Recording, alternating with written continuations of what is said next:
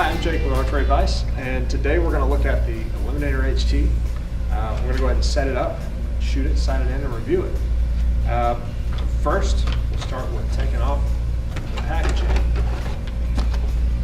And then we're going to start with the draw length, how to estimate what your draw length is, and how to set it on the bow. Before we can set the draw length on our Eliminator HT, we're going to figure out what our draw length is. So, what you need to do is grab a tape measure and measure your wingspan out from fingertip to fingertip. Now this is hard to do by yourself, but it's not impossible. So I've got an estimate right there. We are 75 inches. You want to divide that by 2.5, and that'll give you a good rough estimate of your draw length. So it looks like we're at 75, and then divided by 2.5 is going to give us 30. And that's about where I usually shoot.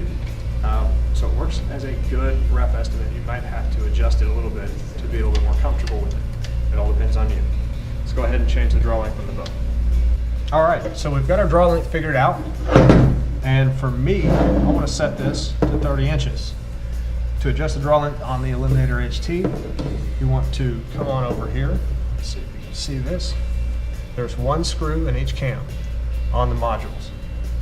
Here's on the top one, it looks exactly the same, just flipped. So what I want to do is pull that screw out, pull it completely out. So there's my screw. And now it's out, but the module will not fall out of the bow. It's attached through the axle pin here. So one screw, and it's all you need to adjust it.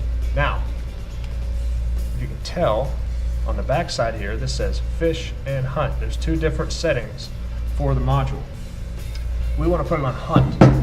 The fishing setting will just drop your lead off a little bit and make it a little squishier at the back wall.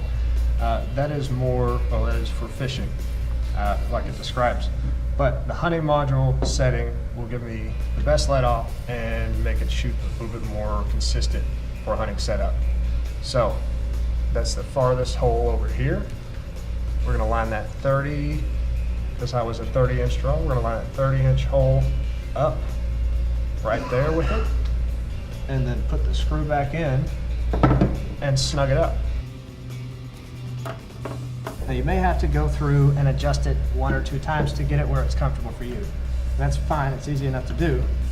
When you get it down to where you want it, you want to lock that screw in with a little bit of super glue or blue Loctite. That'll just keep it from coming loose as you shoot. I'm going to go ahead and do the top one, same thing.